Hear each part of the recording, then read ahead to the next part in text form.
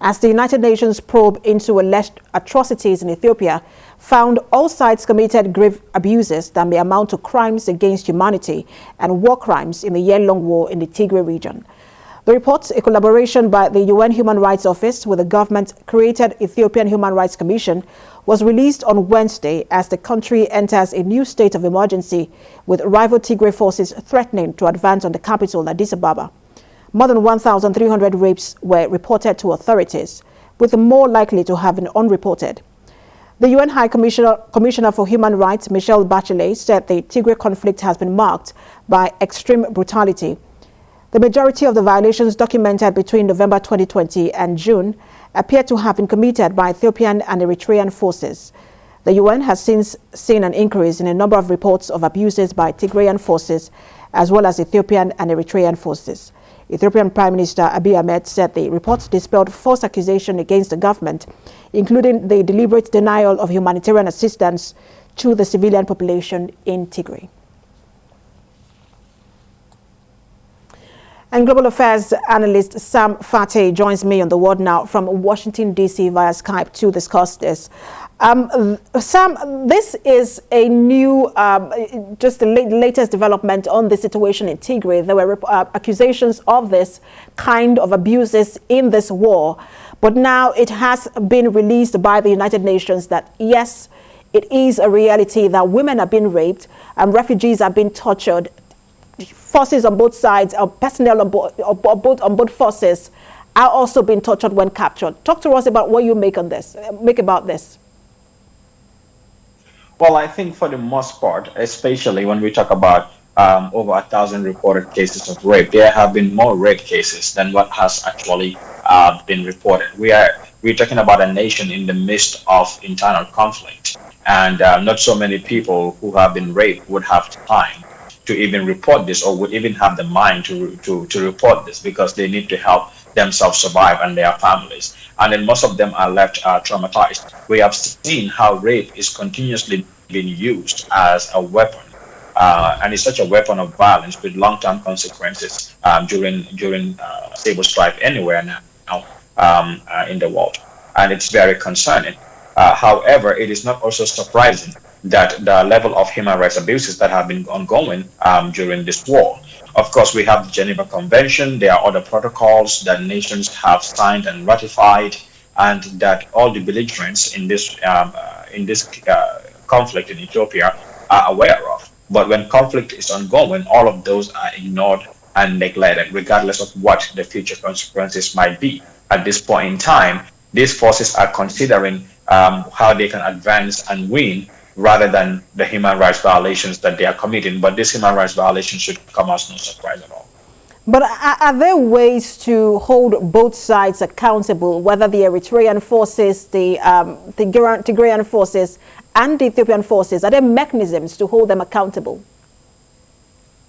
There are mechanisms in place. However, these mechanisms are not a guarantee to factor in, or are not a deterrent in its entirety. I mean, we have to look at this from a very comprehensive and holistic point of view, because we're talking about a conflict. If you study conflict resolution, we have what we call the lone curve of conflict.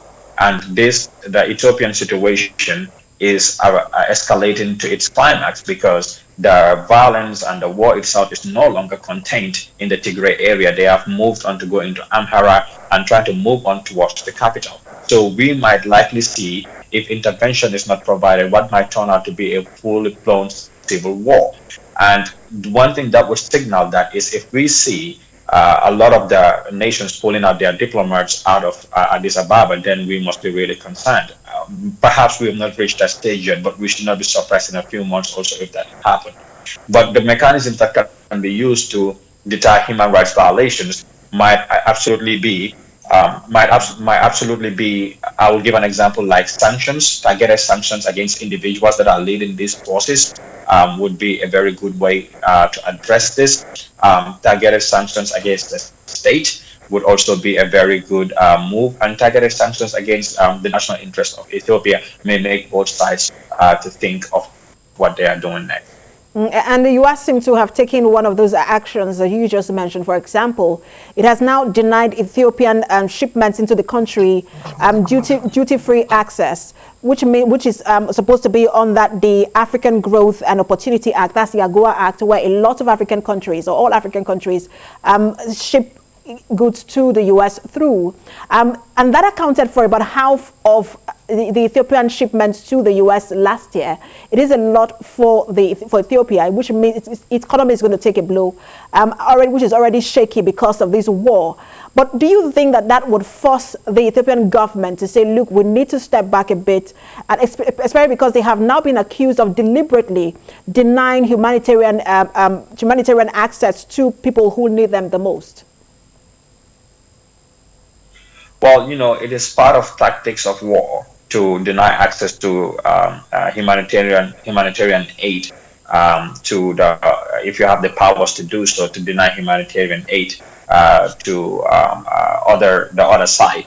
And obviously, Ethiopia is trying to, the Ethiopian government in Addis Ababa is trying to explore that option. We have seen it happen in other wars in Africa. I don't mean to bring anything shaky here, because I know I'm talking to a Nigerian television station, but this has been one of the contentious issues when you study conflict, as in the history of conflict. For example, during the Biafran War is a very good typical example of that.